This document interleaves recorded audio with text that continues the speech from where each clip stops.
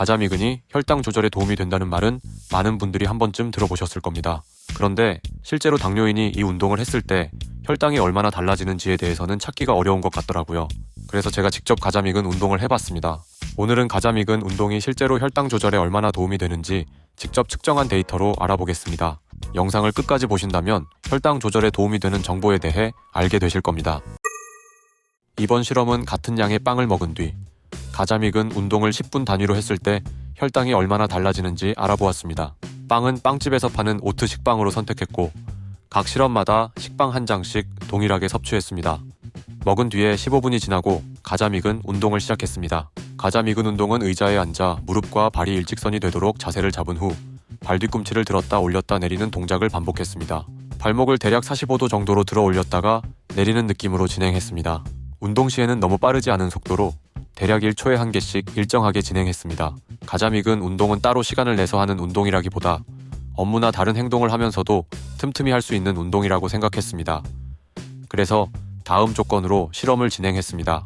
첫 번째, 빵만 먹었을 때; 두 번째, 빵을 먹고 15분 뒤에 가자미근 운동을 10분 동안 했을 때; 세 번째, 빵을 먹고 15분 뒤에 가자미근 운동을 20분 동안 했을 때; 네 번째, 빵을 먹고 15분 뒤에 가자미근 운동을 30분 동안 했을 때; 다섯 번째, 빵을 먹고 15분 뒤에 서서 종아리 운동을 20개씩 5세트 했을 때.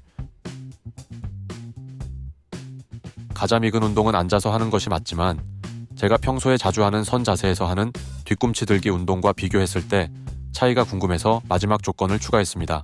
서서 뒤꿈치 들기 운동은 20개를 한 뒤 20초 정도 휴식을 취하고 이를 총 5세트 반복했습니다. 그럼 바로 혈당 실험을 해보도록 하겠습니다. 우선 빵만 단독으로 먹어봤습니다.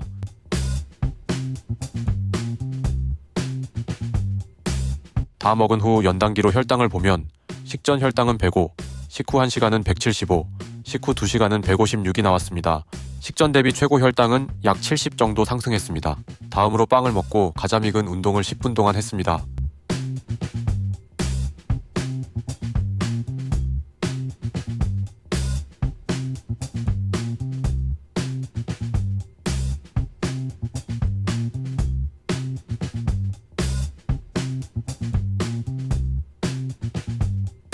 운동 후 연단기로 혈당을 보면 식전 혈당은 111, 식후 1시간은 179, 식후 2시간은 163이 나왔습니다.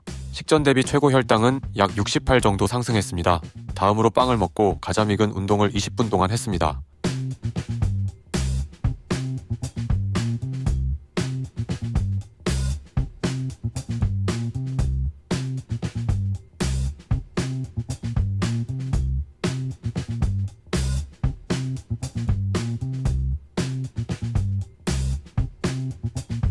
운동 후 연단기로 혈당을 보면 식전 혈당은 95, 식후 1시간은 161, 식후 2시간은 142가 나왔습니다. 식전 대비 최고 혈당은 약 66 정도 상승했습니다. 다음으로 빵을 먹고 가자미근 운동을 30분 동안 했습니다.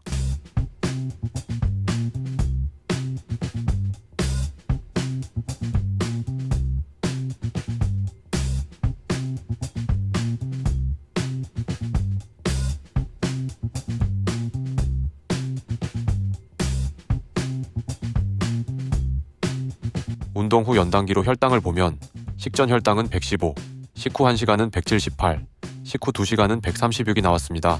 식전 대비 최고 혈당은 약 63 정도 상승했습니다. 마지막으로 빵을 먹고 서서 뒤꿈치 들기 운동을 했습니다.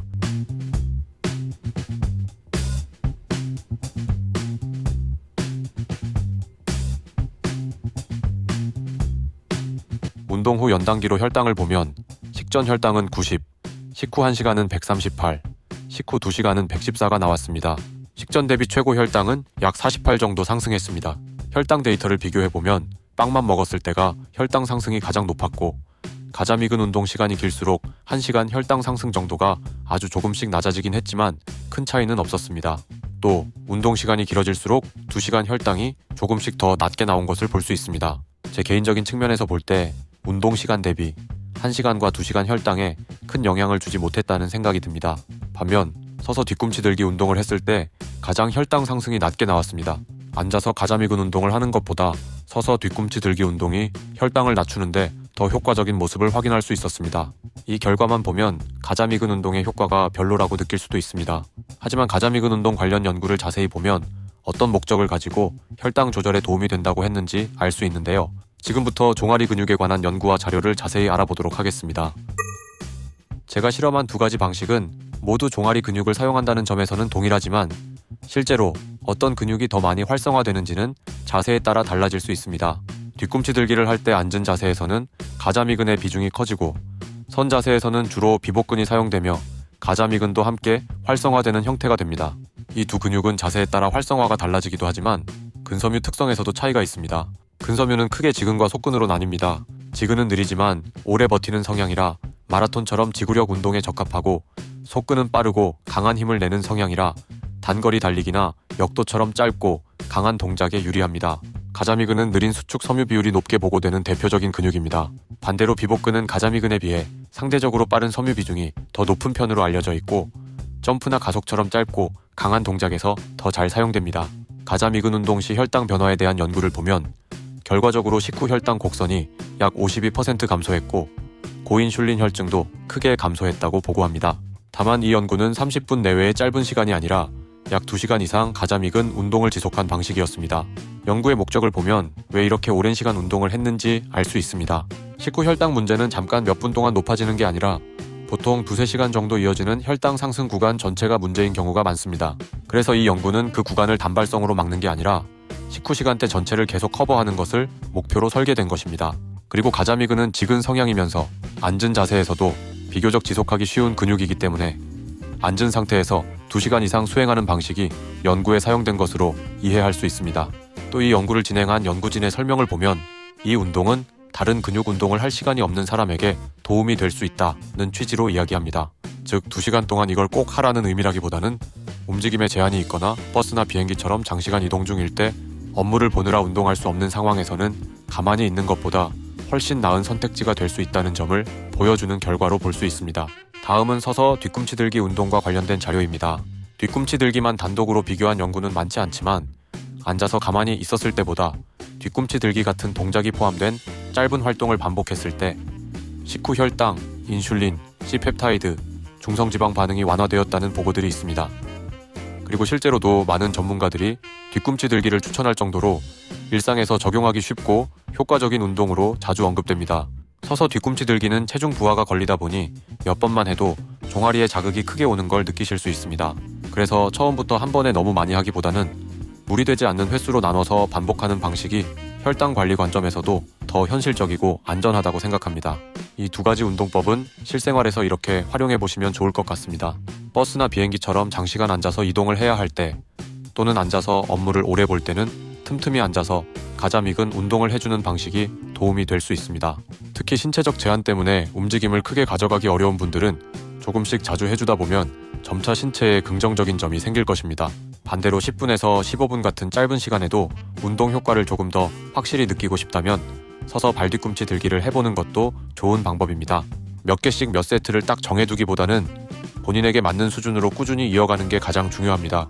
저는 보통 20에서 30개씩 5세트 정도를 자주 하는데 이 정도가 큰 무리 없이 자극도 충분하고 일상에서 하기에도 괜찮아서 꾸준히 하고 있습니다. 공간이나 기구가 거의 필요 없어서 어디서나 할 수 있다는 점도 큰 장점입니다. 다만 쉬워 보이는 운동이라고 해도 주의할 점이 있습니다. 발목 관절을 반복해서 사용하다 보니 무리하면 발목 통증이 생기거나 종아리에 쥐가 나는 등 근육과 관절에 부담이 갈 수 있습니다. 처음부터 갑자기 무리하지 마시고 10분, 20분 정도로 가볍게 시작한 뒤 몸 상태를 보면서 시간이나 강도를 조금씩 조절해 보시길 권합니다. 저는 꾸준히 해서 큰 문제는 없었지만 영상만 보고 따라 하시다가 근육통이나 관절 통증이 생긴 분들도 있었기 때문에 평소 운동량이 적은 분일수록 천천히 조금씩 시작하시는 게 좋습니다. 오늘은 혈당 조절에 도움이 되는 종아리 근육에 대해 알아보았습니다. 저는 앞으로도 혈당 관리와 건강에 도움이 되는 다양한 영상들을 꾸준히 올릴 예정이니 관심 있으신 분들은 구독해주시고 함께 지켜봐 주시면 감사하겠습니다. 오늘도 시청해주셔서 감사합니다.